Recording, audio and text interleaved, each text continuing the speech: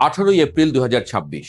পৃথিবীর মানচিত্রে যদি চোখ বুলান, দেখবেন মাঝখানে কোথাও আগুন জ্বলছে, আর সেই আগুনের উনুনে বসে ধীরে ধীরে সেদ্ধ হচ্ছে আমাদের মতো দূরের দেশের মানুষের পকেট, স্বপ্ন আর নিশ্চিন্ত দুপুরগুলো।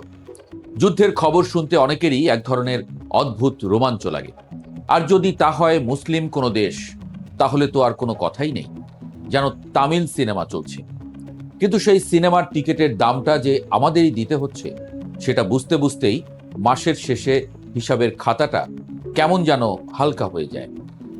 ইরান যুক্তরাষ্ট্রের এই টানাপোড়েনও ঠিক তেমনই এক গল্প, যেখানে নায়ক খলনায়ক আলাদা করা কঠিন, আর দর্শক হিসেবে বসে থাকা মানুষগুলোই আসলে সবচেয়ে বেশি ক্ষতিগ্রস্ত।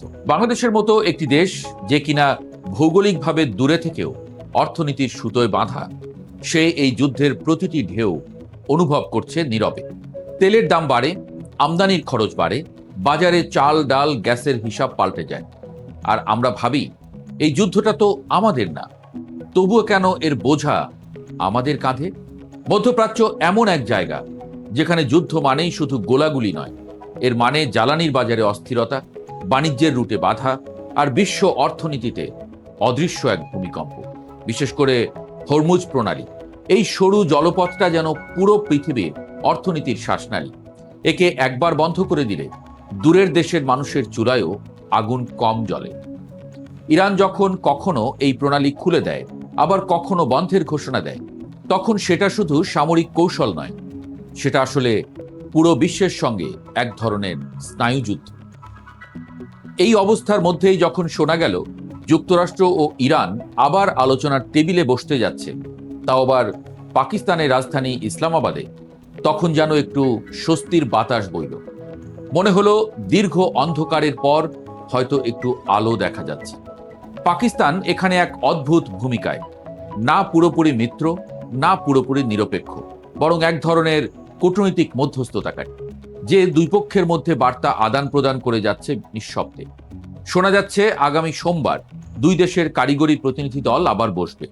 তার আগে থেকেই চলছে প্রস্তুতি, চলছে পর্দার আড়ালের কথাবার্তা, যেন বড় কোনো নাটকের আগে মঞ্চ প্রস্তুত হচ্ছে, যেখানে এক ভুল সংলাপেই ভেঙে যেতে পারে পুরো দৃশ্য।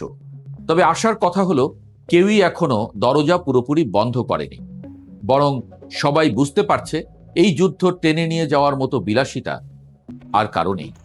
এই আলোচনার পেছনে যে ইতিহাস, সেটাও কম নাটকীয় নয়। 2015 সালের যে পারমাণবিক চুক্তি, সেটা করতে লেগেছিল 2 বছরের বেশি সময়। সেটা যখন ভেঙে গেল 2018 সালে, তখন থেকেই এই অবিশ্বাসের বীজ বপন হয়েছিল। এরপর থেকে দুই পক্ষের মধ্যে দূরত্ব শুধু বেড়েই গেছে। এখন সেই দূরত্ব মাপতে গেলে দেখা যায়, এক পাশে যুক্তরাষ্ট্রের 15 দফা প্রস্তাব, অন্য পাশে ইরানের 10 দফা পাল্টা প্রস্তাব, যেন দুই তীরের মাঝে দাঁড়িয়ে থাকা এক নদী, যার ওপর এখন কোনো সেতু তৈরি হয়নি। তবুও মানুষ আশাবাদী, কারণ ইতিহাস বলে যত বড় সংঘাতই হোক, শেষ পর্যন্ত মানুষ টেবিলে বসেই সমাধান খোঁজে। এখানে আলোচনার মূল বিষয়গুলোও কম জটিল নয়।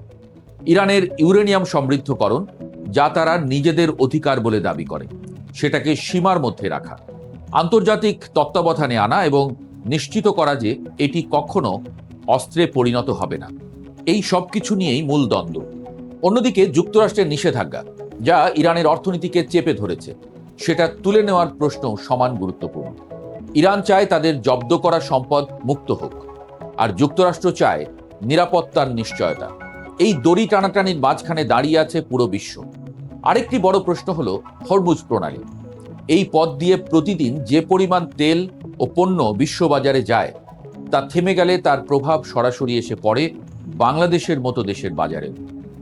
এখন যে প্রস্তাব এসেছে প্রতি জাহাজে টোল বসানোর, তা শুনতে অর্থনৈতিক সমাধান মনে হলেও এর পেছনে রয়েছে রাজনৈতিক হিসাব নিকাশ। এই টোল দিয়ে যুদ্ধোত্তর পুনর্গঠনের খরচ মেটানোর কথা বলা হচ্ছে, আবার একই সঙ্গে আন্তর্জাতিক নিয়ন্ত্রণের কথাও উঠছে। এই পুরো পরিস্থিতিতে একটা বিষয় স্পষ্ট, এই যুদ্ধ কারো একার নয়। এর প্রভাব যেমন আমেরিকার রাজনীতিতে পড়ে, তেমনি ইরানের অভ্যন্তরীণ স্থিতিশীলতায়, আবার বাংলাদেশের সাধারণ মানুষের দৈনন্দিন জীবনে। আমরা হয়তো যুদ্ধক্ষেত্রে নেই, কিন্তু যুদ্ধের হিসাবের খাতায় আমাদের নাম ঠিকই লেখা আছে। তাই যখন শোনা যায় হয়তো কোনো চুক্তি হতে পারে, হয়তো বড় নেতারা ইসলামাবাদে এসে সই করবেন, তখন সেটা শুধু কূটনৈতিক খবর থাকে না, সেটা হয়ে ওঠে আমাদের নিজেদের জীবনের খবর।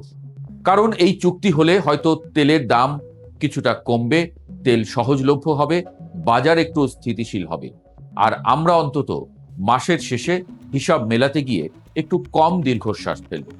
তবে বাস্তবতা হলো এই পথ সহজ নয়। এখানে শুধু যুক্তরাষ্ট্র আর ইরানের সিদ্ধান্তই যথেষ্ট নয়, এর সঙ্গে জড়িয়ে আছে আরো অনেক দেশ, অনেক স্বার্থ, অনেক পুরনো ক্ষোভ, বিশেষ করে ইসরায়েলের সম্ভাব্য পদক্ষেপ, যা পুরো আলোচনাকে মুহূর্তেই ভেঙে দিতে পারে। সেটাও বড় একটা অনিশ্চয়তা।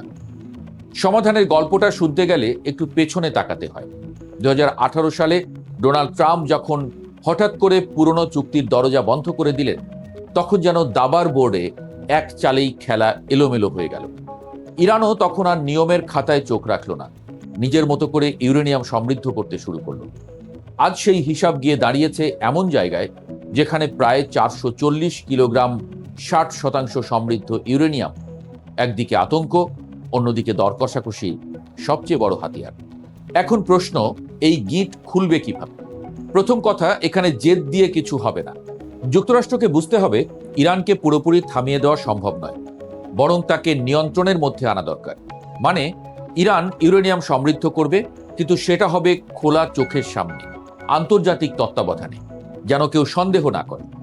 আর ইরানকে দিতে হবে সেই প্রতিশ্রুতি যেটা কাগজে কলমে লেখা থাকবে, তারা কখনো পারমাণবিক অস্ত্র বানাবে না। কথার চেয়ে লিখিত প্রতিশ্রুতির ওজন এখানে অনেক বেশি। তবে গল্পের আরেকটি চরিত্র আছে, ইসরায়েল। তাকে এই নাটকের বাইরে রাখলে চলবে না, তাকেও বলতে হবে আমরা আক্রমণ করব না। আর এই কথাটার গ্যারান্টি দিতে হবে বড় শক্তিগুলোকে, না হলে সন্দেহের আগুন নিভবে না, বরং ধিকি ধিকি জ্বলতেই থাকবে। তারপর আসে টাকার হিসাব, যেখানে সব আবেগ গিয়ে ঠেকে বাস্তবতার দেয়ালে।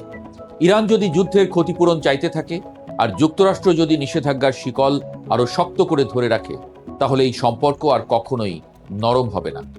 কাজেই এখানে দুপক্ষকেই একটু নরম হতে হবে। ইরান বলবে ঠিক আছে, ক্ষতিপূরণ চাইছি না, আর যুক্তরাষ্ট্র বলবে ঠিক আছে, নিষেধাজ্ঞা ধীরে ধীরে তুলে নিচ্ছি, তোমাদের আটকে রাখা সম্পদও ফিরিয়ে দিচ্ছি। এই দেওয়া নেওয়ার মাঝেই আসলে সম্পর্কের বরফ গলতে শুরু করবে। এরপর যে জায়গাটা সবচেয়ে বেশি স্পর্শকাতর, সেটা হলো হরমুজ প্রণালী। এই সরু জলপথটা যেন পুরো পৃথিবীর অর্থনীতির শিরা। এটাকে খোলা রাখতে হবে, কিন্তু এমনভাবে যাতে সবাই লাভবান হয়। তাই টোলের ধারণাটা এসেছে। প্রতি জাহাজ থেকে নির্দিষ্ট অর্থ নেওয়া হবে, সেই টাকা দিয়ে যুদ্ধের ক্ষতি মেরামত করা হবে। তবে এই ব্যবস্থা যেন চিরস্থায়ী না হয়, সেটাও ঠিক রাখতে হবে। একসময় ক্ষতি পুষিয়ে গেলে টোল তুলে নিতে হবে, না হলে সেটাই আবার নতুন সমস্যা হয়ে দাঁড়াবে।